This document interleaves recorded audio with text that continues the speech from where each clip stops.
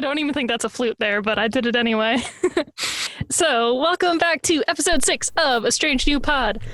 Obviously, I'm your host this week. What? And we hope you enjoyed your shore leave since last episode. And you're ready to continue our journey amongst the stars. Eric's like, I hate you. So anyway, I'm your host this week, Brittany, alongside my co-host, Eric, Julian, and Hawk. I hope that works because I'm pointing to where that you are on my screen. How you guys doing? It's like Brady Bunch squares. Yeah. I'm just like, ding, ding. Yeah. Ding, how's everybody doing today? This fine evening. Oh, you know, looking for whales and the meaning of life. Looking for whales in all the wrong places. Looking for the perfect Romulan ale recipe, which is not easy, but I think I've found it.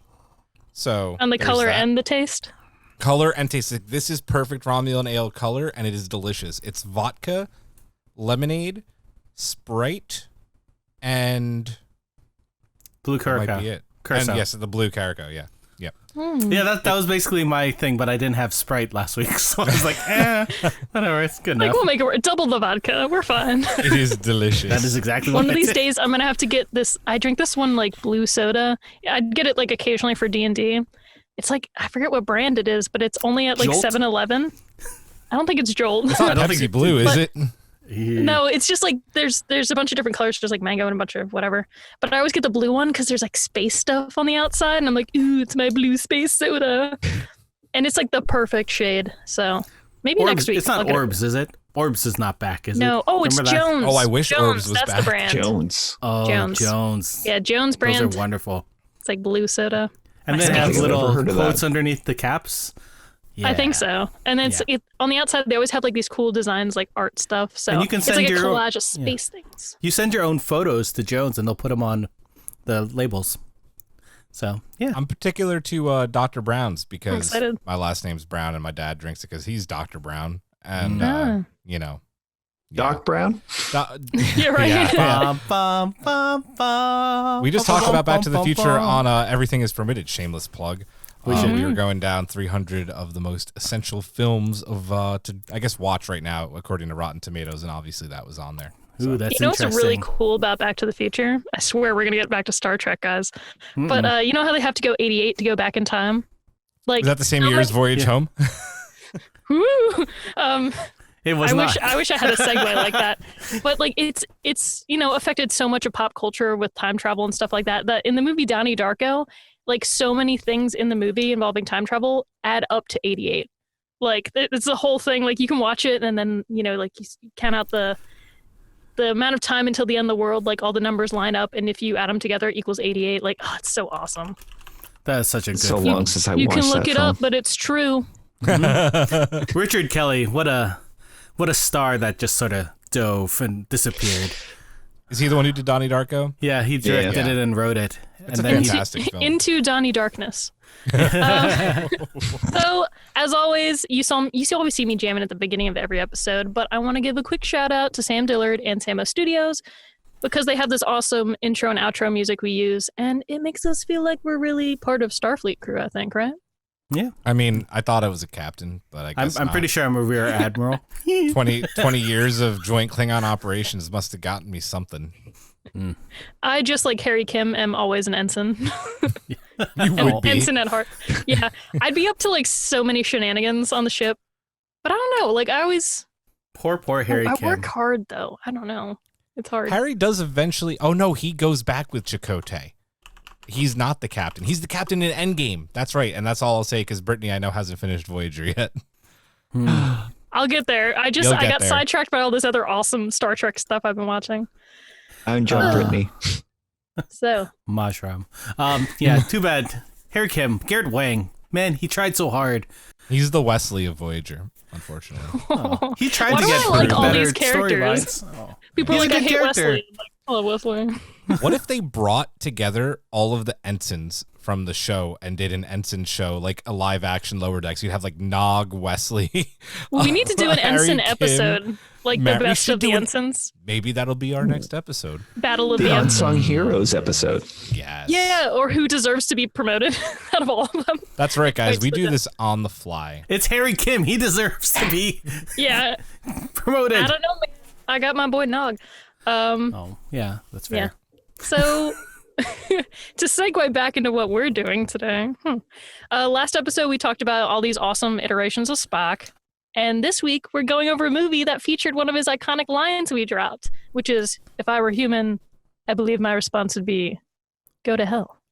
If I were human. So I said that with a little more emotion than he did, but he was pretty damn sassy in that scene. So sassy. He's sassy throughout this entire film, let's be honest. It's the whole cast that's sassy. Yeah, like really, like Chekhov. Perhaps you know Russian epic Cinderella. God, I love it. Fits.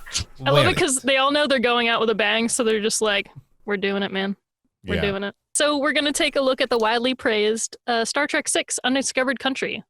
And we're going to discover why it's so beloved in our breakdown of the film. As always, we left our hailing frequencies open and received a nice little mailbag full of correspondence from across the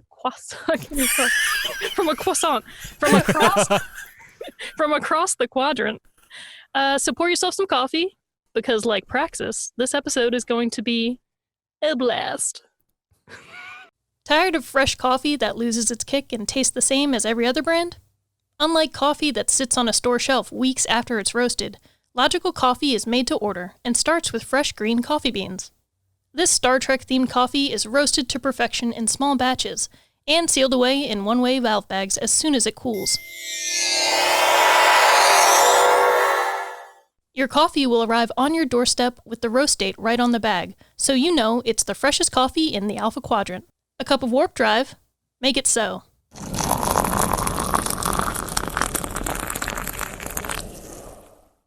Ah, it's out of this world. Don't settle for the same replicated coffee. Make the logical choice and order Logical Coffee. Use the code A Strange New Pod to get 20% off your first order. Live long and drink coffee. Wow, who would have thought that plug would be there? So But seriously, we love our friends at Logical Coffee. Oh yeah, I love them. Oh, they got good memes recently. I wonder who those came from. I wonder who made this meme. Yeah, I can't help it. I make memes for people and just send them. And I'm like, hey, use this for your business. I have a new favorite from them. I've been drinking the Vulcan Mind, and it's delicious. It's like the perfect morning coffee. It's like chocolatey and earthy. Ooh. It's really good. I did it. I do it like during the week in the coffee maker, and then in the weekend I use the Chemex and do the fancy pour John. Yeah. For people who are not from Philly, John is a word that means everything. Sorry. Oh yeah, I forget. We have like an international audience. Yeah, I don't know what that means. Oh gosh. Oh man. Yeah, it's like a thing we say, just for like. It'd be like in French if you say like "ce truc," you know, like that thing. Yeah. I don't know. If somebody who's French listens to this, probably nobody, but here I we understood that. There you go. Canadians. The Canadians understand me. I didn't, but I only had grade 9 French, so. Oh, Nice. Hawk. I know. Making the Canadians look bad. It's okay. I'm Canadian too. Oh boy. I am though. Okay, so speaking of coffee and food and things, I have a special loop for you guys this week, and it's not Fruit Loops. So hang in there. That's If too you bad. guys were to bring some Klingons aboard for a diplomatic dinner, what would you serve for food and drink? Go. Go, Julie. Yeah. You do it? me.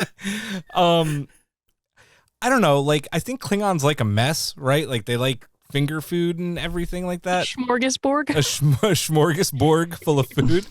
Anything you can eat with your hand. Yeah, exactly. So, I've been eating a lot of Vietnamese food and like pho, and I know that's like you have to use a spoon and stuff, but I think they would like that, and like chicken sauté on a skewer, and like egg rolls and things like that. I just think like they would like that. It wouldn't be like so frou-frou like whatever they served on the Enterprise. And like, what the hell is this shit? What is this? You know, I wouldn't make it look all pretty. I wouldn't make them wear their napkins on the lap. I'd be like, dig in, folks. Eat some good food. If you want to just slurp That the pun. pho, that's fine. You know? said eat up, folks, and you said you would do pho. Yeah. Not Anyway, intended. I had some pho yesterday, so and plus, I made ramen. No, I made miso soup today. But that's not what I'm going to choose. I would choose, I don't know if you guys have like Filipino restaurants where you guys are, but there is a style of eating called kumayan, which is basically they have a table and then they layer it with banana leaves, and then they put all the cooked food on top, and you use your hands and you share and you pass it along. And it's like rice and sausages and shrimp, seafood, and different lobsters and all this other crabs. It's delicious Filipino food. That sounds amazing. I have a Filipino aunt. She's always like giving me steam buns and shit, and I'm just like, this is so good. Yes. Need some lumpia and pancit like right now. Yeah, the Filipino people love to eat, and they love feeding people. Yeah. I'll allow it. Let's see if Hawk came up with anything. I'm trying to think. Because I'm going by at that one particular TNG episode where Worf's brother came to the Enterprise and that, and it's like he was just disgusted by everything like that they served him, and that everything was cooked and he hated it. Yeah. He tried the turkey and that, and it was like, it's very bland and that. He's like Gollum. He's like, give it to me. That's exactly it. They like everything raw and that. So I was thinking probably something sushi, and possibly that one with that blowfish that if you don't do it right, it can kill you. Yeah, that's what I was gonna say about the dinner. If you guys don't do it right, they'll just kill you. Would that be an honorable way to go, though? Killed by blowfish. By poison? Yeah, by poison though. Although Klingons do poison. They like a people. challenge. Yeah. Not a warrior's death. No. I was gonna originally say that I would give them ramen, making a noodle joke about lower decks, but maybe I should feed them raw men. Is that what they want? I don't know if they're cannibals. I don't know. Yeah. You just said raw stuff, so. Yeah. I think there was like a hint in cannibals. Discovery that they might be cannibals, but I don't know. What happens in disco stays in disco. Exactly. And okay, I'll just leave it at that. I'll say I'll make them ramen. Nice. You take that either way that you want. Can I do a runner-up? Oh yeah, go ahead. And Karen's in the background. She'll correct me if I'm wrong later, but I believe it's an Afghani restaurant on South Street called Marrakesh. Afghani might be wrong. If it's not, she'll tell me I'm wrong later. So what you do is you sit down. I think she already told me I'm wrong, which is fine. She's like, get out of here. It's Tunisian. Either way, it's great. Like, you have to knock on the door and they let you in, and you sit on the floor, and they just keep sending you like food and food and food, and you don't use any silverware. It's all like you pick it up with your bread. And I think Klingons would be totally into that. My wife is joining me to tell me what kind of food it is. It's Moroccan. Ooh. Moroccan. Makes I sense. was Spicy. way off. Yeah, so spicy. I think Klingons would really like spicy because, flavor. So Ethiopian food is pretty similar. So yeah. I ate a lot of Moroccan food when I lived in France. There were such great restaurants around. So since we are a Strange New Worlds pod, Alex Kurtzman did an interview with Trek Movie, and I think it was Deadline and Trek Movie covered it. They are definitely going back to Planet of the Week and Alien of the Week episodes. It's like confirmed, like that good optimism from episodic storytelling is back in Star Trek. Yeah. Yay! Yeah. And that's kind of what we that talked was- about in our first episode. Yeah. Don't you love when we're right about things? Right. So I thought that was a cool little bit of news to share. If you haven't read the article, we'll have it on all of our social media channels and all that. But I'm excited. I know it's like still probably like 2022 until we're getting the show, but or I'll late take 2021. You never know. Yeah, maybe. I'll take any little bit of news about the show because I'm so damn excited about it. So, yeah. When you it's said exciting. news, I thought you were talking about Ben Cross, who died today. So I was just like, oh God, I don't remember. I have to look Live it up. long and prosper, Ben Yeah. Cross, Sarek. He was a good Sarek. He Yes. was. We'll have a little in memoriam moment, maybe like wait, what's that one song? Remember You by Sarah McLachlan. I will remember you. I don't think Be Sarek would be underlaid with, very like- pleased with that. Yeah, I was trying to think. I was like, what do they play at the Oscars? But usually it's just like some, huge suite of like symphonic music. Oh gosh, it's something like I believe I can fly. That's like graduation. No. If you're gonna play a song for in memoriam for Ben Cross, then it's got to be the theme from Chariots of Fire. Yes. Bum, bum, Yeah. bum, bum, bum. Dun, dun, dun, dun, dun, dun, dun, dun. Oh man. Oh boy. I'm proud If I of could us. raise my Vulcan eyebrow, I would, but I can't. So, One day I'll learn. speaking of other things I haven't seen, because I actually haven't seen Chariots of Fire. I'm terrible. I also was the only one of this group of the four of us that hadn't seen Star Trek VI Undiscovered Country. Gasp. I've just like randomly seen other Star Trek films, but for some reason missed this one, which is one of the best, or arguably the best, depending on the person. So I just wanted to know real quick from you guys before we start breaking it down, what makes this one of your favorite Star Trek films? I know, Julian, you want to raise your hand. Just go, man. Just go. Oh, damn. I just got called out. I was going to be polite and let one of you guys go first. You're twitching with your shoulder. You're like, me. He's like, if I keep my hands below, they Well, won't the be reason able I was to going to tell. wait is because I already mentioned on last week's episode why this is my favorite. It's the first Star Trek movie I actually ever saw, and it's just very special to me. I had it on tape. I watched it like back to back, like be kind, please rewind, like every single time, just back to back. Brittany, like you mentioned it, I love after we watched it, the signatures at the end. Even as a kid, I thought that was like such a cool take. And the Avengers stole it. And the Yeah. Avengers. Oh, And I the didn't know Avengers. that The until I Avengers watched paid it. tribute. They paid homage. Yeah, paid homage.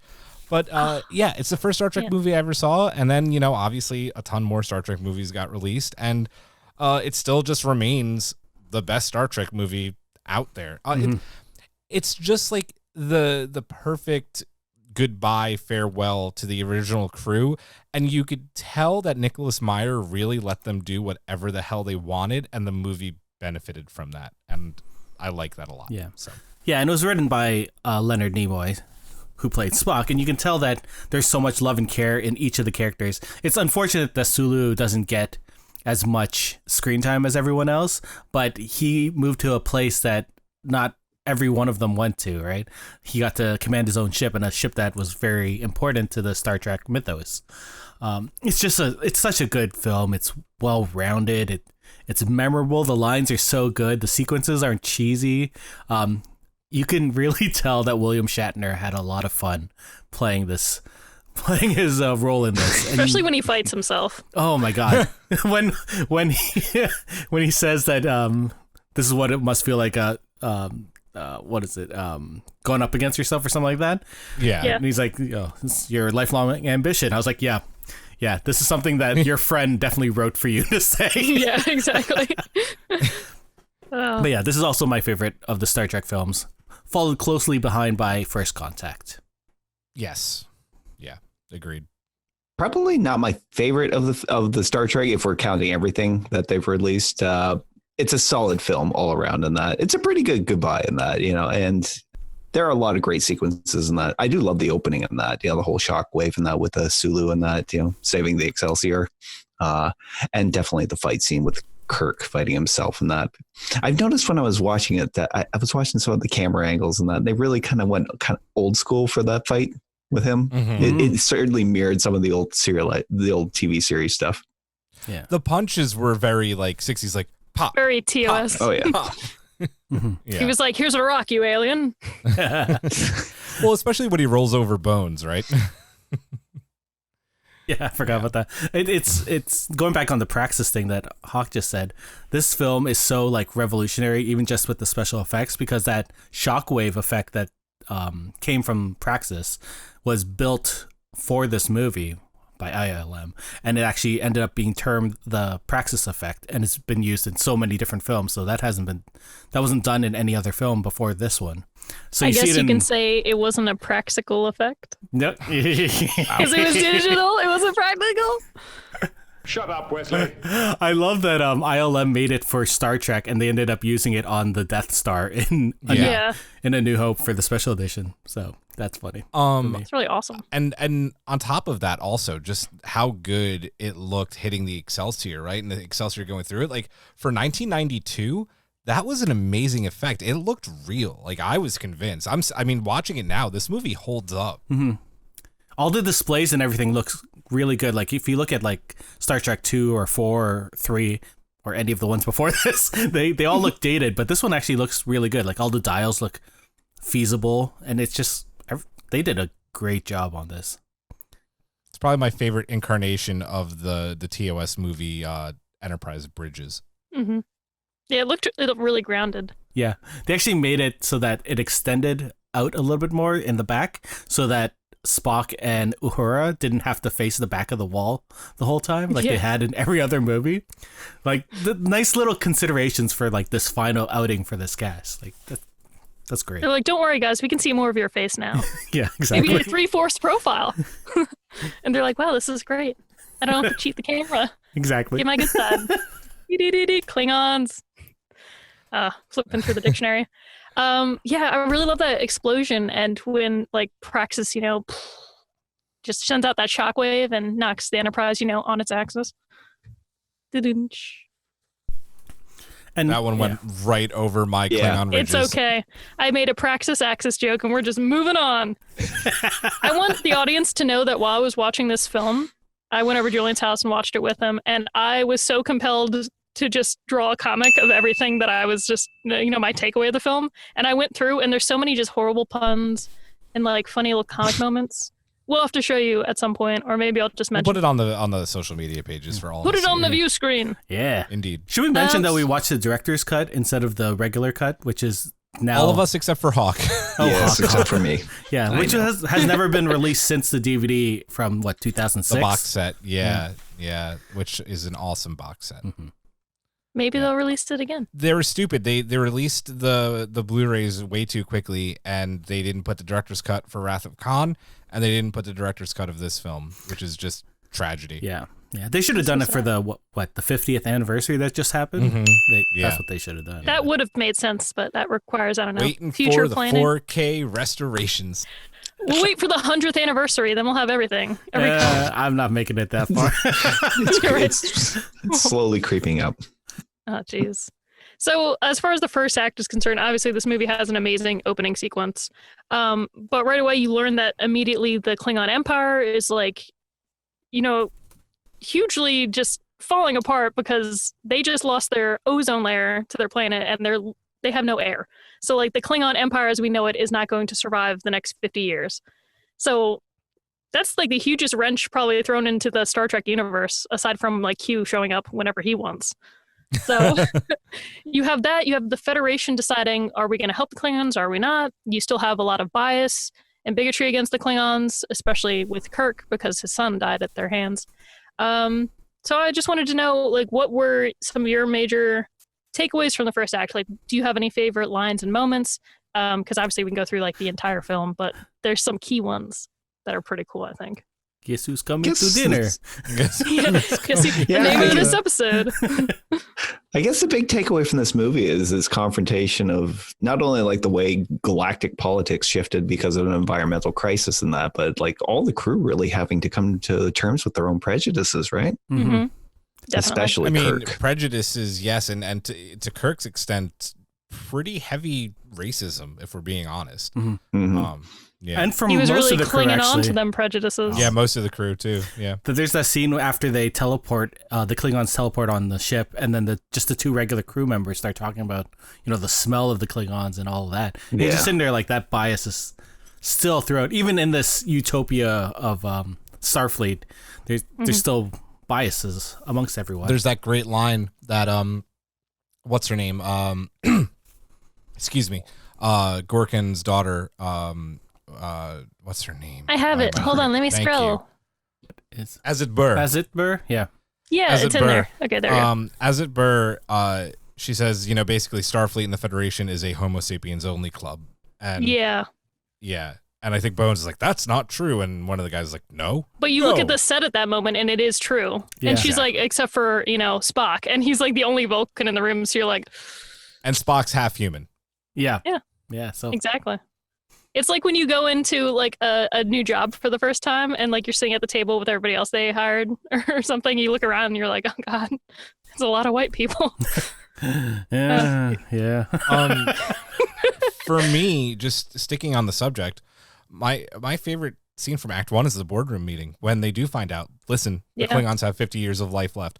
Why? Because they are a military race and all of their budget goes towards ships and weapons, and they are fucked. And even as a kid, I understood that there was prejudice and that there was racism, and especially at the end when like there's like a section of Starfleet that agrees to help the Klingons, and there's sections like, no, this is the time to let to quote Admiral Cartwright, bring them to their knees, which was an incredibly racist statement. He was Cart wrong.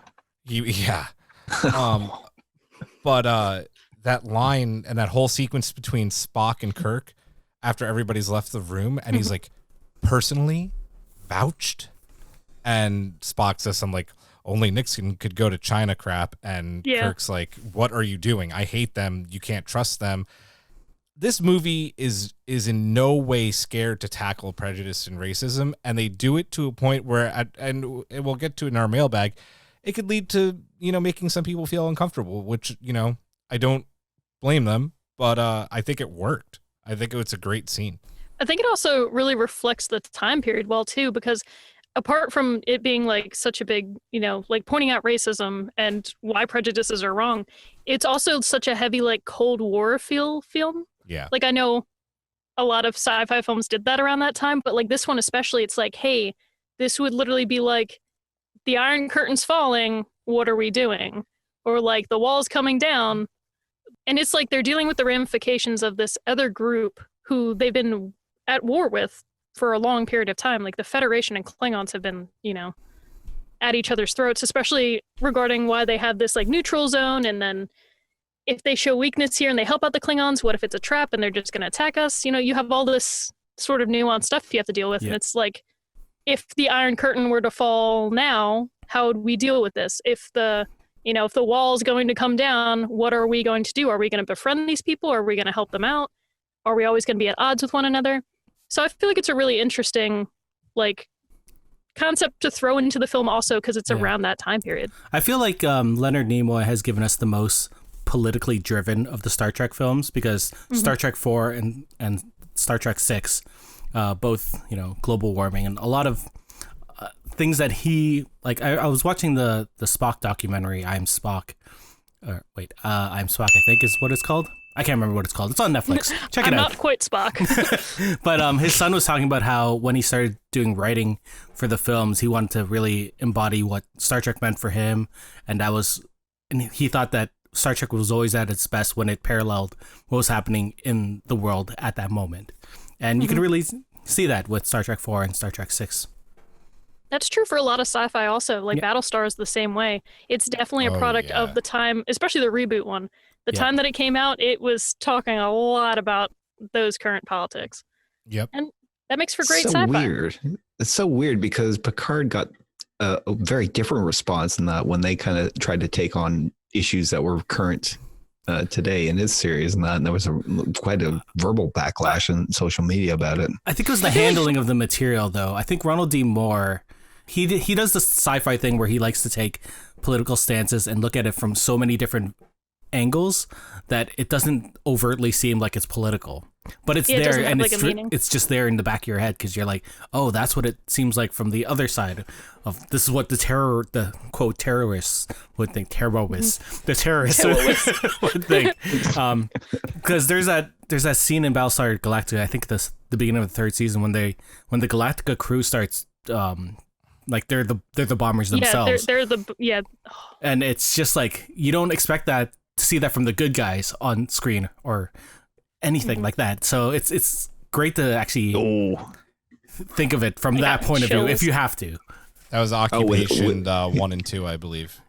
Yeah, with BSG, it even went back to the first season. The whole thing with the water bucket and Starbuck torturing Leoben and abortion. They dealt with abortion hardcore. I don't want to get too political, but I also think that Picard got a lot of shit because of the current United States political climate. A lot of people came from under the woodwork who are quote unquote Star Trek fans, who all of a sudden were not happy that Star Trek was being politicized, even though the Star Trek has always been politicized. All sci-fi, really? Yeah, all sci-fi. I was going to say, any problems I have with Picard aren't because of the like political tones of the season. I was like, I get it. It's not a good show. I like most any of problems it. were just some of the... Most of it was great. Finale sucked. I just like scenes with Data and Picard. That's what got me. But I'm I hoping liked any scene with Jonathan Frakes. no, that too. I'm just hoping that it pulls the Discovery, in season 2, and it just gets better. And you're like, wow, I don't even have to remember what I didn't like about season 1 anymore. Well, really, even Discovery season 1, they were still trying to find her legs. And I feel the same thing's going to happen with Picard. TNG had a really bad first season, and look where it went, right? Well, Picard has those new synthetic legs now, super bionic legs. So he'll find his stride. We gave you an android body, but we didn't, give you any sort of cool powers with it. We kept you old. Yes. Though he does have a new heart. Just saying. So, back to Guess Who's Coming to Dinner. We You have to do it with Klingons the accent. for- Let's do that again. Come on. Yeah, do it with the okay, accent. You know you want to. Yeah. Guess who's coming to dinner? It's Gorkin and his friends. Oh, good old Gorkin. Oh, we were talking about our favorite scenes, right? In the Yes. first Yeah. act. I have to go with Julian, like the boardroom scene at the beginning with the Starfleet, but more specifically when Spock and Kirk are talking. Like that anger you can see building behind Kirk's eyes. Oh, it's just so well done. He did. Oh. Top 10 anime betrayals. I gotta say, I knew it Goosebumps. was a betrayal in that. Like Spock blindsided Kirk with this entire venture. It was Yeah, very he was- Vulcan of him, right? Yeah. It was logical for him to do.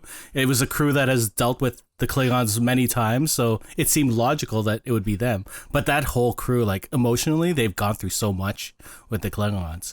Cruel Spock. Yeah, let Klingons be bygones. But Hawk, that is a good point though. Like there was so much it was a dick move on his part. It was super dangerous. I mean, Spock he must does have occasionally do that.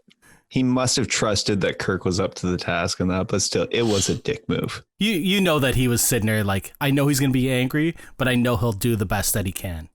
And that's very Spock of him. When I made my comic for this movie, I had 3 Kirk versus Spock showdown moments. So I was like, Kirk versus Spock, part 1, Kirk versus Spock, part 2. And then the third part, I was like, question mark? Then I had Kirk versus Kirk. It was great. I think the kind of the build up and the dinner with Gorkin coming aboard and them leaving, just like the dropping off point is right before shit's about to go bad. Kirk asks Chekhov, know anything about a neutron surge? And Chekhov goes, only the size of my head. And it's just like, the entire crew is feeling that, right? Yeah. And that's when things are going to go down too, because he's just like, oh, that's weird. This weird surge. I'm going to head to bed though. Or he gets to bed first and then hears about the surge. I also appreciate the amount of Shakespeare that they throw in this movie, especially in the first act. I'm just like, yes. Oh man, Christopher Plummer, man. I know. Yeah, my favorite part of this whole movie is definitely the literary references. There's so many. And of course you have the iconic line at the end where it's, second star to the right, straight on till morning. Oh, love it. Just so great because you're like, oh, it's a little Peter Pan. I'm filled with hope now. But yeah, the way that they think that they can relate with humans is through Shakespeare, because it's just like Spock said with his painting, all good things must come to an end, and a lot of Shakespeare plays are like, oh, things were going well, and here's the shit turn. So it's this tragedy at the end. Mm-hmm. I especially like Chang right before they're about to beam off, because listen, you've seen the movie, Chang's about to completely fuck Kirk over, but he's playing nice with him, right? And he goes up to him and he's like, do we not hear the bells chime at midnight? And it's just like, ooh boy. Oh man, here we go again. How do we feel about everybody's positions in Starfleet, and where they've reached at this point in their careers, and the original crew nearing retirement? So do we feel like everybody's at the point where they should be before they retire? I know that Sulu is a captain of his own ship, and that's awesome. They should have just let Scotty keep his freaking boat and let him sail in the sunset. Uhura's teaching at the academy. Yeah, I love that they did that right before the board meeting. They were talking about all the things that they were doing at that point. It felt like they were at a spot where they're not on a ship anymore, but they're teaching the next generation. Yeah, you really feel that way. Scotty. Oh boy. Oh man. And did you spot any actors that may have either been in Trek before or will be in future Trek shows? I'm wondering. And Yeah. A number of them. were there any in this Yep. part? Yeah, Gorik, he was played by David Warner in that, who would appear in TNG as the Cardassian who tortured Picard with the lights. Nice. Yeah. 4 lights. I could be mistaken, but I actually think that David Warner may have played one or two different Cardassians in TNG. Probably. It wasn't just one. I think he even Yeah. played a Romulan. I could be wrong about that. He played a lot of people in Trek. He was in Star Trek 5 before he was in Star Trek 6. There are 4 roles Yeah. he's done. Probably more, I guess, but it sounds like 4. He played the Federation ambassador on Nimbus, whatever, the planet of peace in Star Trek 5.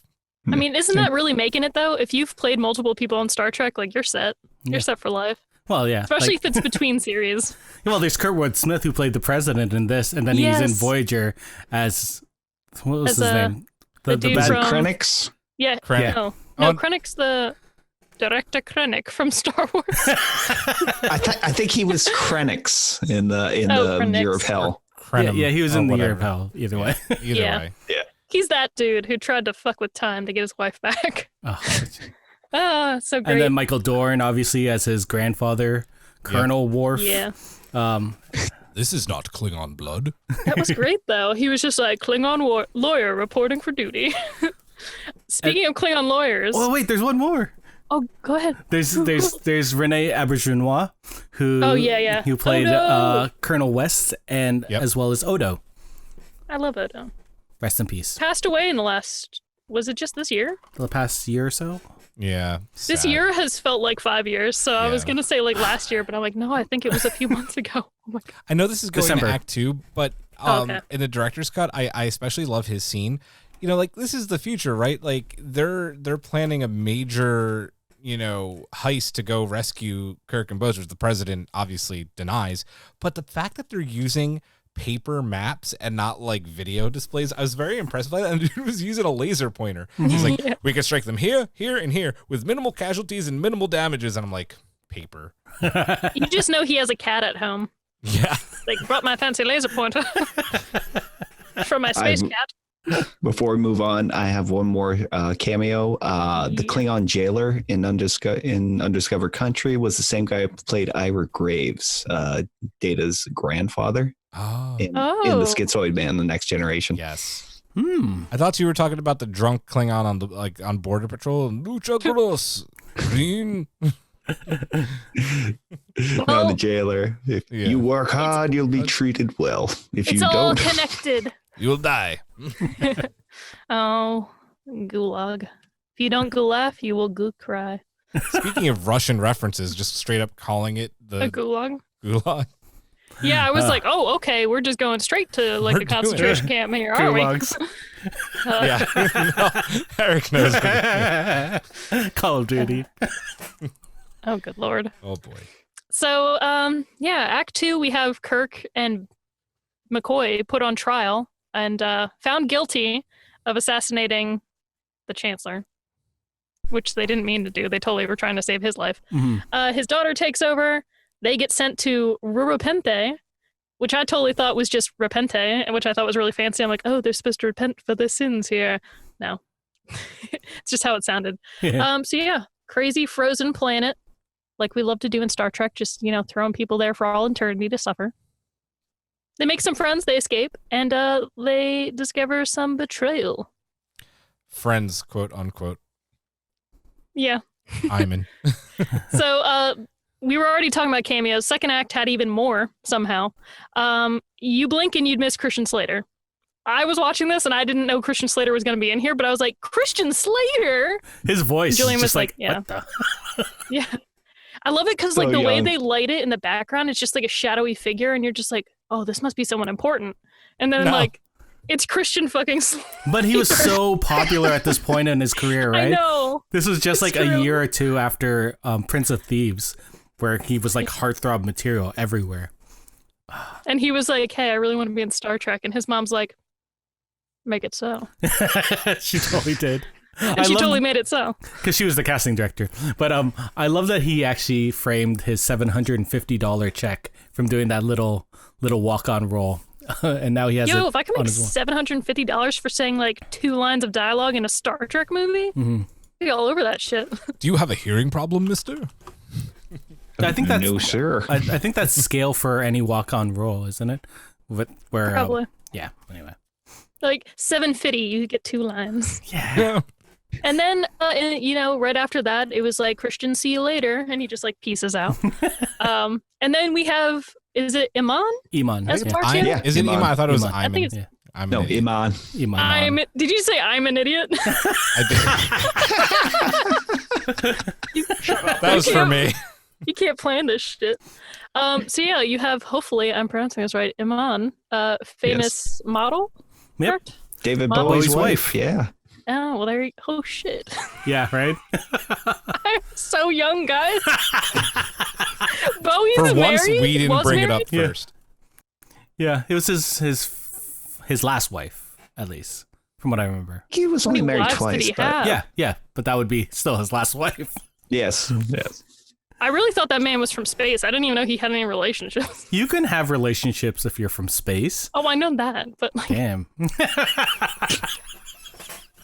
here am I being prejudiced. You know what I meant? I meant like, Goes with the theme of the episode. I thought he just like, woo, I'm gone to Mars now. Like, I didn't realize he was really an Earthling for that long.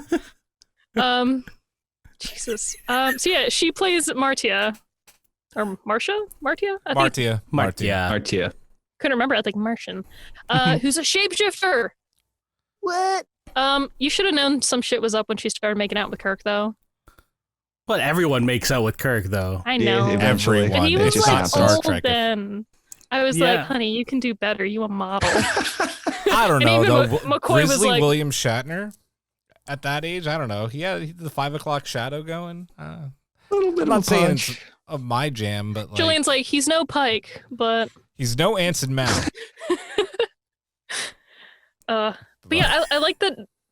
I don't know why they trusted her. They're just like, oh, she knows a way out. Like, I mean, I guess if you want to escape from somewhere, you'll just trust anybody. But like, something was fishy. I'm just like, why does this hot lady want to help you? I feel like they knew the whole time, and that was their way of getting out. They're that Yes. good. They're that good. Kirk knows. He knows the setup. Kirk knows how to work it. Yeah. So, favorite scenes, moments from Act 2. Yeah. Perhaps you know Russian epic. Cinderella. You're like If every shoe single fits, Chekhov shoe line. fits. Wear it. With it. It's a great scene. Dude, the boot. Oh my god. People need to see the comic I drew, because for that moment, I drew the boots and I was just like, if shoe fits, wear it. And that's when I put it right on the screen right Okay. now. Yeah. Hopefully. It's going to make no sense when people look at it. They're going to be like, these are the ravings of a mad woman. Literally anything with Spock in the second act was just fantastic, because Spock had to go out of his comfort zone, even though a lot of the decisions he make are, end up being logical. I think he brings out a lot of his human side during this, and the decisions he makes, like basically saying like, we need to pretend our warp core is fucked. Communications are down. Kind of, I think, figuring out the twist at the end with Valaris pretty early on, more early on than we're led to believe. I love the scene in the kitchen where Chekhov's like, why doesn't someone just blast them? And Valaris is like this and turns the Mashed the steel potatoes? pan Yeah, into, I love that into- part. and then everybody comes in and is like, did somebody fire a phaser? And it's just like, Scotty comes in, Aurora comes in. Yeah, look, Uhura's the one that comes in and is like, did somebody fire a phaser? I'm like, oh, this is amazing. Oh, man. I really like that scene. Oh, and Scott, and when Spock's like, Mr. Scott, I hear something's wrong with the warp drive. He's like, there's nothing wrong with the bloody thing. I think we are not stating how good Kim Cattrall is as Valaris Yes. in this movie. She's really like, good. we don't talk about her because this is the swan song for the OG crew, but she is so good, like so logical. But you can tell, like after watching it over and over again, you can see that there's things moving she's a on in the back Trixie. of her head. Yeah, she's She's a tricksy hobbit. so The thing good. with the boot with her, did she screw up? Because I know she was trying to hide the evidence. Did She's she put obviously the the boot ones. in Dax's thing? Yeah, I think she did it on she- purpose. But did she screw up putting it in his locker? She not could realizing. have. Oh yeah, Yeah. because Could the have. feet. Yeah. I don't think Yeah. so. I think she did that on purpose to be like, Kind of oh as no, like that's now it's another dead end. Yeah. Yeah. I also like that at first, because I hadn't seen this movie before, I know the name Dax from Star Trek as Jadzia Dax. So when they were like, oh, the boots are in like Dax's thing, I was like, Jadzia! And then we show up and it's just a dude with weird feet. And I'm like, okay, this makes more sense because first of all, timeline. Like, I was just like, how is it her and how is she going to betray them? I really did like Valeris, though. And I enjoyed Spock Holmes, going around the Yes. ship, Yes. solving crimes. How And fun that- is it? That, It was How great. fun is it Great to see Spock go full Sherlock Holmes in this? Yep. Dude, it was great. He's like full logic. This is where we're going. And then the mind meld too. Like you kind of see the betrayal coming ahead of time, especially when he's like, "Oh, those guys are still alive and they're totally in sick bay," and she's like, "Got to go finish the job," like Terminator. And then they're like, "Haha, it's us." So great. Logic says you must shoot and just smacks the Yep. phaser out of her hand. Oh. Dude, that part's so good. I drew that in my comic. And then he mind melds with her to be like, "I need to know the rest of the conspirators," and she's like, It was, You know, though.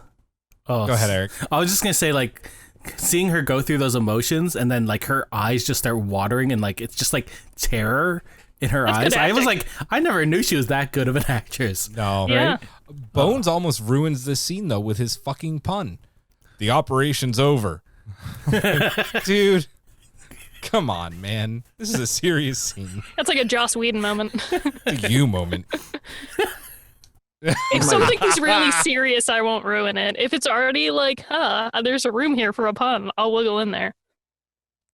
Apart from the betrayal being super awesome, I thought the other great little twist was there was another ship all along.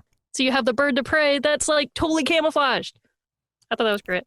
Oh, Yeah. so good. That was a real game changer because at that point with the Klingons and that 50 years away from losing their home planet, had also achieved a major technological kind of breakthrough in that to have a ship that could fire from a cloaked position. Yeah. Yeah, Chang really had an eye for sabotage. Red alert! All hands to battle stations. Damn. That was good. That was very good. I thought it landed well, almost as well as all those torpedoes landed in Act 3 when Oh. Sulu shows up and they go, ba, ba, ba, ba, ba, ba. But only Target the- that explosion. Yeah, dude, Uhura was so smart. She's like, what if we take a torpedo? Hear me out. Gas. We recalibrate it to follow the heat signature. When it blows up, we do this. They foreshadow it all the way in Act 1. Like when they Yeah. talk to the Excelsior and how he's talking about how they've spent 3 years cataloging gaseous anomalies. And just sitting there like, oh, that's a I saw what you Like- did. That's interesting. Later on, there's a gaseous anomaly, and you're like, we've trained for this. Meanwhile, the Klingons, after they left dinner, were like, I got my own gaseous anomaly. I think that the Star Trek Undiscovered Country final battle is one of the best battles still in any Star Trek movie. They It is also so go good. Maybe- really overboard, man. Oh, Yeah. In a good way. But you're like, Yeah. oh, shit. The bravado of Chang is so good. Like Christopher Plummer is just such a good villain. Like, and I love that. I'm gonna go back to Canada because I'm gonna just always bring that up. He's from Toronto and Shatner's from Montreal, so there's that a little bit of that fight A little bit already. of drama. So Just to be like, playing who off is of that? the better Canadian? Exactly. So, Hawken, Which again, ones I do know we what you're not talking need? Plummer just went full Shaw Festival for that whole scene. about. Not Shaw, Stratford, man, Stratford. Bradford. We'll allow it. He went fancy festival on us all. Oh, man. But yeah, the third act, I think this movie, it holds up pretty well considering like there's such a good buildup in the first two acts. And then you find out that even past, the betrayal that happens from Valeris, you find out about the conspirators. Turns out, instead of it just being cheesy like, oh, the Klingons framed us and had us kill them, it's a whole group. Mhm. It's Starfleet, it's Romulans, it's Klingons, like they're all working together. And It's I thought funny was that so they're cool. working together, right? Because that's what they're Yeah. trying to tear apart is them working Yeah. together. Yeah. He's like, okay. So like we're gonna prove you wrong by working together in our own way and sabotaging ourselves. I was It's so really great. excited to talk about this specific aspect of the movie because Brittany and I were talking about it while we were watching the movie. Section 31 hadn't been invented in Star Trek yet, but this movie absolutely, I think, foreshadows like the ideas of Section 31. Like this movie, they could easily retcon to say the people that were behind doing this enormous sabotage and setup against the Enterprise were absolutely members of Section 31. Because, you know, you had Admiral Cartwright, you had Colonel West. I don't think that the Starfleet CNC was in on it, but or he maybe turned a blind eye. That never kind of gets figured out. But total shades of Section 31, right? Oh yeah, of course. Hmm. This was like power Star walking? Trek Black Ops. Yeah. Yeah, do did it you all the see their time. thighs? They were power walkers for sure. But I also I love that they actually stopped that like assassination attempt on the Federation, like the president. Mm-hmm. So it's like that could have happened had they That not figured jump, things man. out. Like so Kirk cool. I was love when they all like spry. appear in there. So it's cool, and it's also awesome that Sulu and his crew beam down also. So like they just helped take out the bird of prey just in time, and you're like, Sulu, we have nothing to lose now. And then he just shows up and they save the day. It's so great. You're like, the gang's all here. Sulu's now. I got that one. Not Sulu. I love that Admiral Cartwright was a character that we had seen in previous movies, and he ends up being bad in this one. Like that's for a Star Trek fan, that's such a betrayal. Not a betrayal, but like it hurts. It's a deep cut. You're just like, oh man, like, that's man, someone I that we thought you were trusted. Yeah, because he was really for them in Star Trek. What, 4? Star Trek 4 and 5, I believe. Yeah. It was Star Trek 5. Yeah, 4. 4. Yep. And he because he was really pulling for them when they left to go do the whale thing. I should point to your whale picture down there, but My will. but yeah, just seeing him become a bad guy is just oh man. I guess the whole prospect of the elimination of the neutral zone, it was just too much for pretty much all races to handle at that point. Well, Or like peace could happen in our lifetime? Never. Think about it now for a second, though, after watching season 1 of Star Trek Discovery and what happened to the Federation being literally minutes away from losing the war. That's how bad that got. So to think about mothballing Starfleet and, decommissioning ships again, and then be susceptible to another Klingon attack that they would almost certainly lose, whether or not the Klingons have 50 years of life left or not, Starfleet would be annihilated. And Earth, then you have the Klingons taking Earth. So Yeah. And then they're like, hey, there's air here. We'll survive. I'm just saying, we do have air. They were like on a 50-year, timeline there. They're like, yeah, we're fine. We got Earth now. I love that in the third act that like Kirk's known for not always obeying orders, right? I love that since especially this movie is like such a send-off for the original crew of the series, that like his last act is to like disobey orders one last time. Because in true Starfleet fashion, you save the day for Starfleet, and they're like, okay, well now we're gonna decommission your ship, or we're gonna do this, and like you're like, we're making so much progress. Why you got to do this? I know our show's coming to an end, but come on. So I love that he's just like, you know what? We're setting course. Second star to the right, straight on till morning. And of course, it's because Spock advises him like, let's go for another round, just for a little bit, and then when One we get last called, we'll come joyride. back. Exactly. Yeah. It's what you want this crew to do, right? You want them to just ride off into the sunset, like the heroes they are. Exactly. And I like that they implied that they're like, even though they're not going to boldly go anymore, they're like, more people will. Like, we may end our journey, but more will continue. And you see that in, like we said, they're basically bringing up the next generation of Starfleet officers. Shameless plug. I think we have to talk about the elephant in the room too, though, and Definitely. the mind rape scene with Spock and Valaris. Yeah, well, that's where I thought we were going when I was like mind meld. Oh, yeah. It was an intense scene.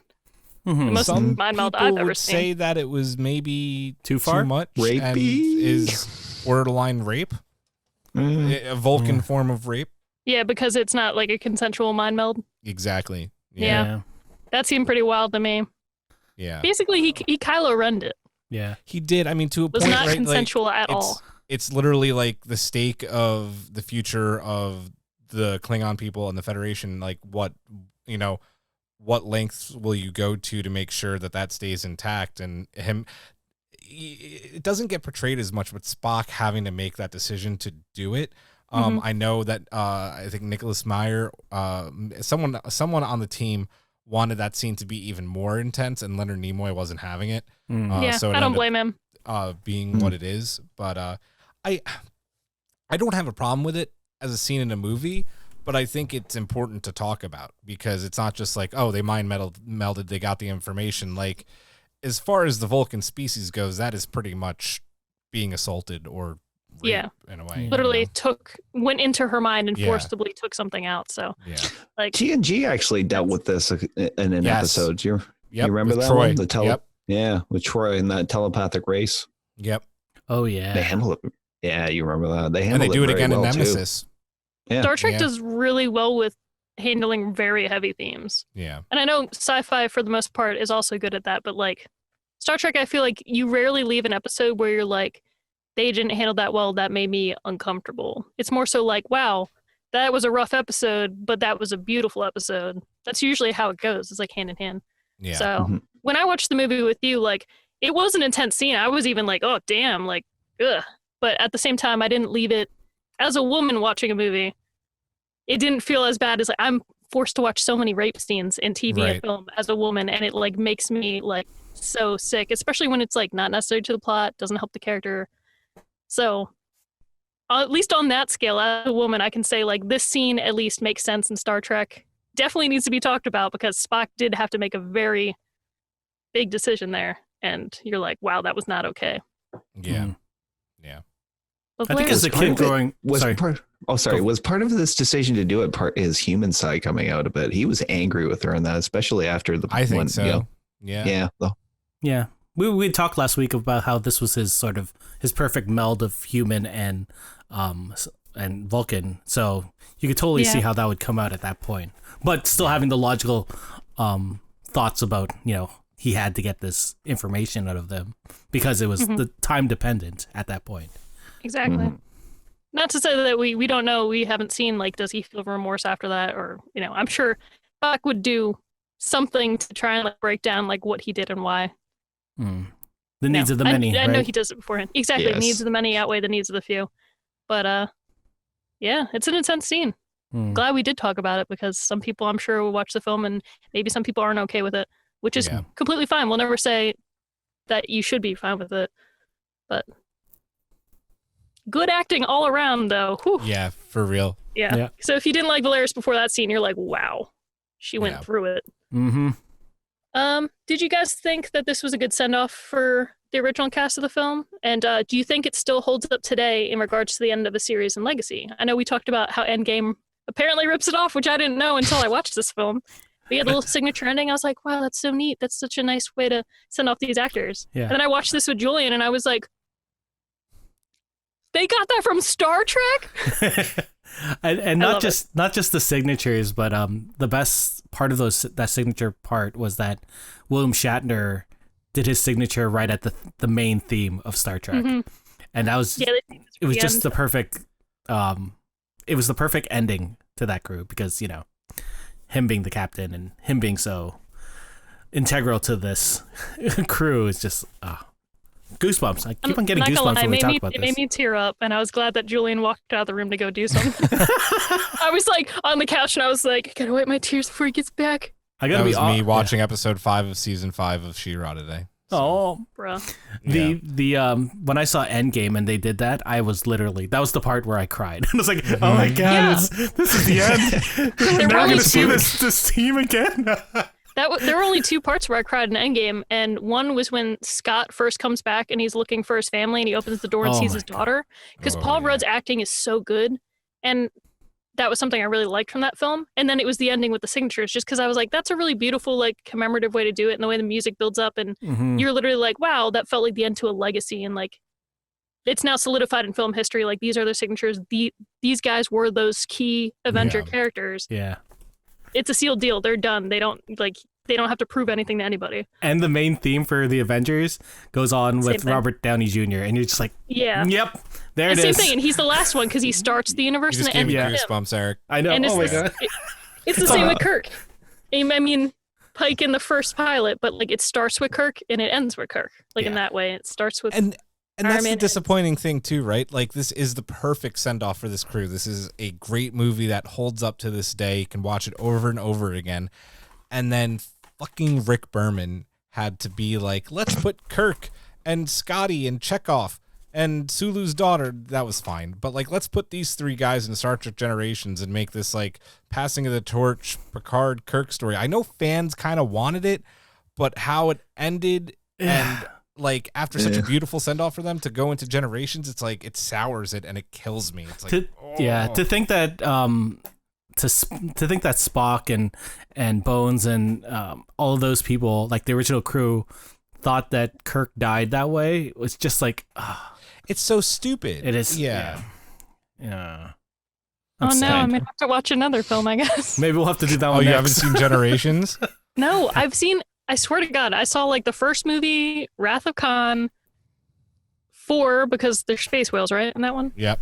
Yeah. Search for Spock 4, because that's after Wrath of Khan. Because They're normal whales, but they eventually go to space. So space whales. That's all that matters. Right And there, now, space now whale. this one, I'm pretty sure. Yeah, Ooh, it's a I don't VHS. remember Generations. I don't remember what that's. We'll watch it, What you Brittany. just We talked can about. watch it sometime this week if you want. Maybe we should do it with the next whenever one. we rewatch. Oh, Do we yeah. want to do Generations? That's going to be a shit fest. It'll be fun. Well, it's a good passing the torch. Well, it's supposed to be the passing the torch movie. Yeah. I thought we were doing Battle of the Ensigns. We'll do Battle of the Ensigns and then The we'll come back and we'll Unsung do Generations. Heroes. That sounds good. We'll do Generations. We're gonna. I'm make gonna watch it fun. on VHS. I know you are. Speaking of send-offs and sending things, people sent us lots of cool messages in our mailbag. Hailing frequencies are open. Yo, I love the part where she was deciphering the Klingon with everybody and like responding. Her eye roll at the end. Yeah. She The eye roll. she had So good. such a an issue with that scene when she got the script, because she thought that Uhura shouldn't have had issues with Klingon, right? She's the linguistics person.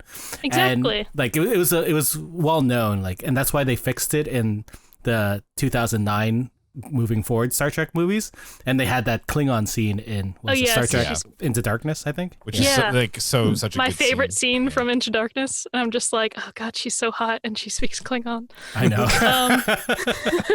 It's like me every time I see Zoe Saldana. Yeah, but I love that scene because of the eye roll she does at the end, because it's just like. But anyway, our hailing frequencies were open, and I won't roll my eyes at these responses. At least, hopefully not. So if you guys want to help me out, I'll go first, and each one of you can just go after me. Just pick one. So, Twitter, we had Marcelo Inestroza, who said, "This is my favorite Star Trek movie. It gave the original crew of the Enterprise one more amazing adventure. Also, it ushered in a new era in Star Trek by making peace with a specific race. Yeah. Great acting and great writing. Such a pleasure to watch." That is I totally agree. That's a good observation, especially since Klingons were such a big deal in Star Trek, and making them, we'd seen TNG at that point when we knew that they were part of the Federation, but how they got to that point. But you're like, how? Yeah, exactly. How do you join us? I appreciate that Marcelo actually calls this an adventure, right? Because like it's, as far as all these Star Trek films, like this is pretty dark, right? But at the same time, like it is an adventure. Like they have to find out whether those torpedoes were fired from the Enterprise. Kirk and Spock have to break out of prison. Then they have to go fight a fucking bird of prey that could fire while cloaked. Like, yeah, it's an adventure. It's the final end game. Boom. And to start Like out, that. it was just supposed to be one little like, oh, you're just escorting the Chancellor to this peace talk. And how easy is that? They could literally have a dude from Lower Decks do that. Yep. Didn't. But yeah, so it's supposed to be like a little adventure, and then in Star Trek fashion, it snowballs into a it bigger adventure. snowballs and snowballs and snowballs. Yep. Until There's you are literally stuck on a snow. snowy gulag planet. And it's snow joke. Shut up, Wesley. Okay, someone help me out with the next one. James Brophy. It's the most politically literate that Star Trek has ever been. The Undiscovered Country draws from the political literacy of the era. It's the perfect comment on the end of the Cold War era. It makes spectacular comments about how hate is not just abstract, but reflexive when you put all your distrust in one place. Most of it might go over the heads of even the most seasoned sci-fi geek, but there are stacks of references to real-world interactions in the Cold War. Yes. Very good point. Yes, James. Thank you. That's how I felt watching it. I was just like, I get this reference. Is that still James Brophy underneath? Yes, it is. That's still James Brophy with the 2 quotes from the film. Oh yeah, gotcha. Oh yeah, the No. don't wait for a translation. USSR to the US on the floor of the UN. Yeah, that's a great line from Chang when like he's totally grilling Trick. He's like, "Don't wait for the translation. Answer me now." And I'm just like, God. And you're damn. like, one, coming from a language major, always wait for the translation. And even when you get it, make sure you understand the cultural context. I love that scene, that grilling scene in the court mirrored the Nuremberg trials, like It did. just perfectly, and the film as well that William Shatner was in the like early '60s, like Yeah, trial in Nuremberg. yeah. Yep. Oh, and how about like with the bones and that getting grilled over having a drink and that Yeah. trying And to his perform hand medicine. shaking. And his hands like are shaking even while he's holding the. So good. That's a really, I completely forgot that scene. I thought it was wild to begin with because I've never seen like a Klingon trial like that. And they had like all their little glowy, flamey things, their spears. We're like, I also loved the old judge. I thought I loved his accent. yeah. It wasn't a typical Klingon accent. It was just I loved that. Yeah. They just got a cool old actor to do a Klingon, and he was like, "This is how I'm going to say it. Yeah. I'll just be a Klingon though." And the president is not above the law. Nixon, President is not above the law. gotta take in those travels. Yeah. I'm Oh, not you'll pay. Don't think you won't pay. I do like that like the CNC stops, right? And he's like, those men have literally saved this planet, and the president's like, they have, And they'll do they it will again. Yeah. by stranding trial. And I'm like, damn. Yeah, I can't believe And they that's a cut big that out of the deal, too. regular cut. I know. Like I know. such That a scene's so good. Yeah. Yep. There's a little bit more down there from James. So, an interesting aspect of the film that hasn't aged well was Meyer's instinct to have non-white members of Starfleet say explicitly racist things about Klingons. If you see the full role of the Admiral who talks about Klingons as alien trash of the galaxy, it's deeply uncomfortable. I don't know if Fair point. I agree with I that. disagree. Because it's know. not just the people of color that are saying these racist things. It's Yeah. everyone. That's part Yeah. of Starfleet. I'm sure it was uncomfortable for actors who, weren't white to say those things because they know they've faced that prejudice in real life. So they're probably like, man, I got to say this stuff about Klingons that like I, as a black person, have dealt with every day. But Right, that's but acting. doesn't that make You the have to scene do even it. stronger? The fact that it is Yeah. a person of color saying that about an alien race, like that's like heavy. That's like really strong. Like I think it's great writing. I again, that's probably one of my favorite scenes in the entire film. And it kind of points out, you have this Roddenberry Star Trek future where, humans have put aside their differences and, we're supposed to be all about peace and exploration and all these amazing things. But then just because you're fine with other humans, they are showing that you can still innately have this prejudice of, humans love to do this thing where they other things. So Mhm. they're just like, especially with Yes. like patriotism, like my country and then everything else is other. So it's just like, you got to unlearn Race. those prejudices, kids. Yeah. Race. Racism evolved in the 24th century, Nope. and that it's no longer black and white, or it's Terran versus alien. Pretty Yeah. much. I'll do the next one from Facebook. Jared Marley says, hands down, best movie.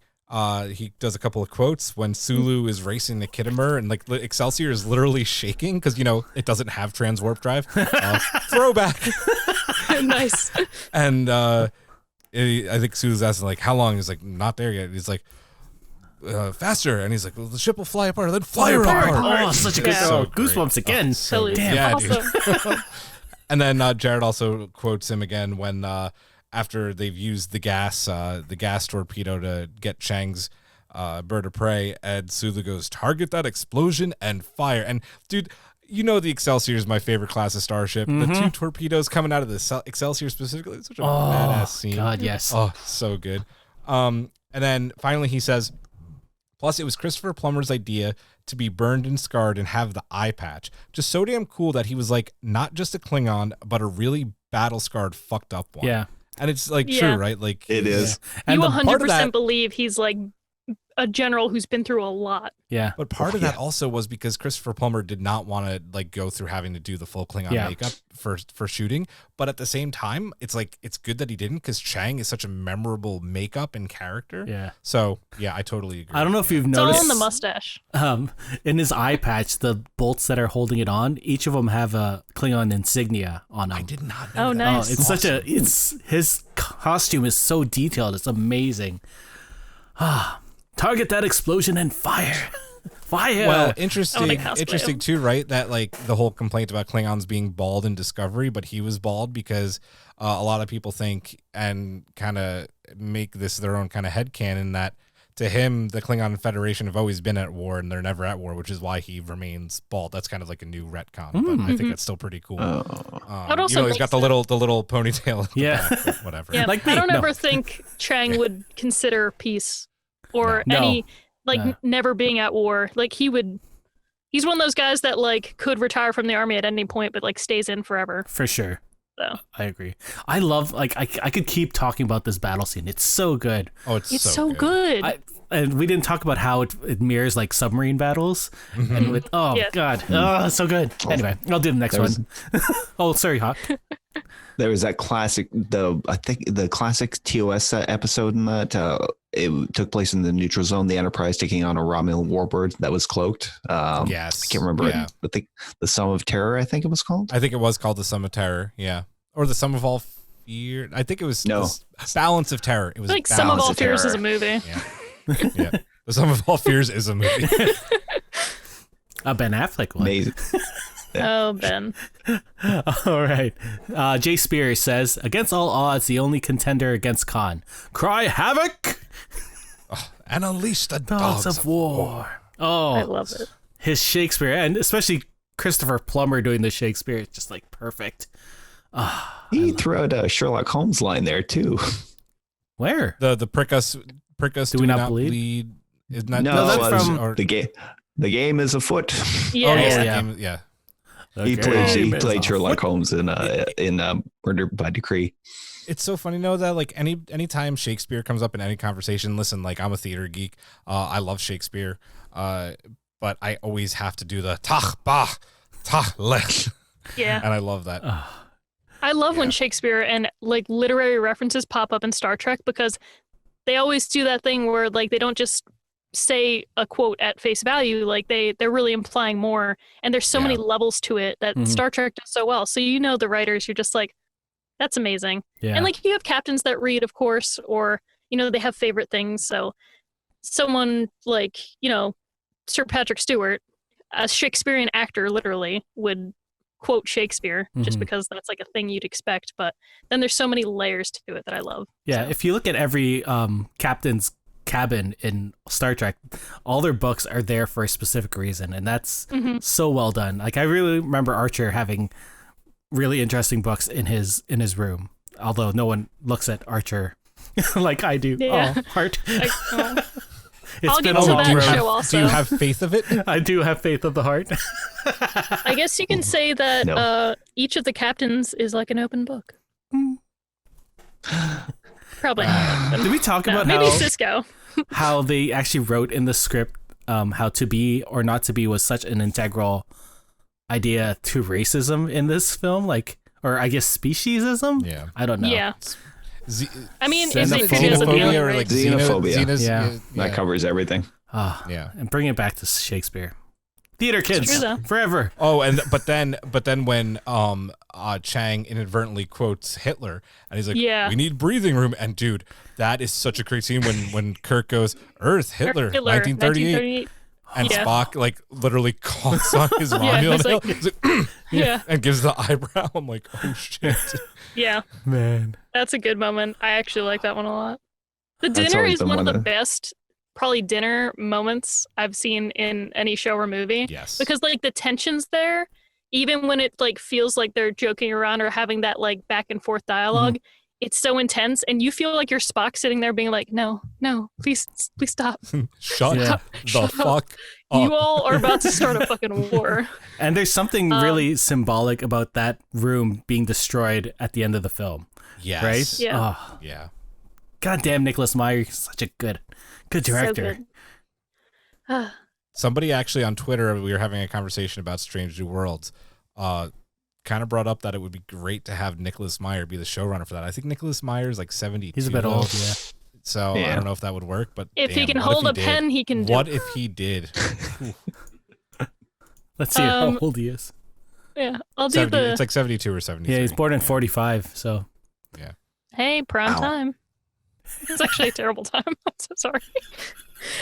So Simon Stager said, "Best Trek, also still a relevant parallel to many everyday events." Mm-hmm. It's true. As long as we're going to have Very true. xenophobia and crazy political situations, it's going to apply. But that's the best thing about Star Trek. Like, it's about humanity. It's about where humanity can go. So it's always going to hit on those like key things about like what it means to be human. What can we be if we let go these prejudices, etc. And finally, on Instagram, we have Trek Threshold, who stated, "The ending is amazing with the Enterprise riding off into the sun.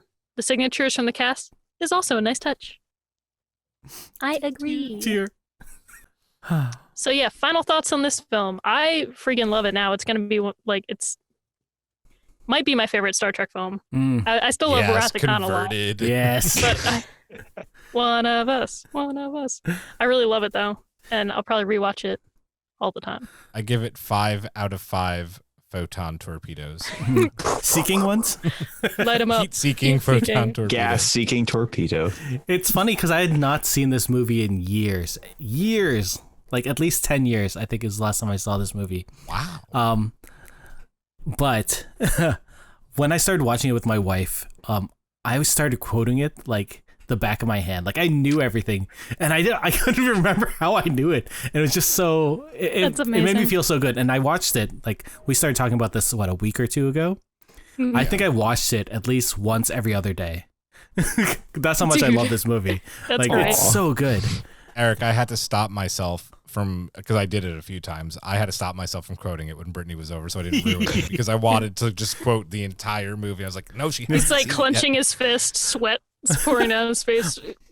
Megan knows. She knows that what she's in for when she's watching a movie with me.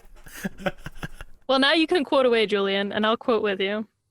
I'll just always quote If the shoe Chang fits. and Shakespeare because, Wait, wasn't there one line that I said at the same time? Oh no, I said, "Guess who's coming to dinner?" And then 2 seconds later, Chekhov is like, "Guess who's coming to?" Remember? And you were like, "Oh my god, dude!" I was blown away. Wow. Because he was like, he mentioned like, "Oh, we should have the Klingons over to have this diplomatic discussion." I was like, "Oh, guess who's coming to dinner?" It was so great because Julian was so proud. I felt so much pride radiating. Oh, man. So much pride radiated off of him that it felt like he was going to explode like Praxis. So yeah, any last thoughts? I like this film. I got to dig out the director's cut from the fantastic film. It was a good send out for the original crew. Yeah, they should have really gotten rid of that plot point in Generations. I don't know why they went for for Kirk back and for one final round and that. It's I like don't they think he just was do even it for happy to money. be there. He wasn't happy that they killed him off, I'll tell you that much. Well, he did campaign to get him back, and they did in those books that I don't think anyone cares about anymore. Those books, I read them. They were awful. Like, got brought back by the Borg, I believe. I don't remember anymore. No. Oh, yikes. Yeah. He's part of the And then he gets smorgasbord command now. of the USS Sovereign, which is the class of the Enterprise E. It's a mess. Yeah. Well, if What a that's sad it for place this to end episode- off. Yeah, right. Well, We're the gonna end children such a have to tragic note. learn about tech war at some point. No, they don't. Damn hog. No. I'll give them something to look forward to because by the time this episode reaches your ears or your eyes, if you're watching on YouTube, we'll have also released our bonus pod episode, which is the next Lower Decks episode. So episode 3 of Lower Decks should be available to you as you're listening to this. So be sure to check that out. We've been enjoying the show so far with episodes 1 and 2, so I'm sure we're going to freak out for episode 3. Ooh, this is the new shuttle with the blast shield. Yeah. It's a blast shield, it's a blast shield. And it comes down and it goes up. Blast shield. Brittany, I'm just going to throw this out there. Episode 3, Yeah. Temporal Edict, has your background in it. So that's the scene that happens. It happens. I can't You could wait. say it's the room where it happens. It's the room where it happened. We had to bring in the Hamilton. We did. Dude, I can't wait because this is literally me all the time ranting about lore, and Julian will tell you. I'm always like connecting things, and I'm like, the symbolism in this episode reflects season 1, episode 4 at the 30-minute mark, where these two characters do this, and he's like, shut up. I don't say shut up. He never does, especially when it comes to She-Ra. Now he's Lennon. So yeah, listeners, stay tuned. We love having you alongside us on this journey to magical space-time. So that's it. We'll see you next time on A Strange New Pod. Farewell. Mushroom.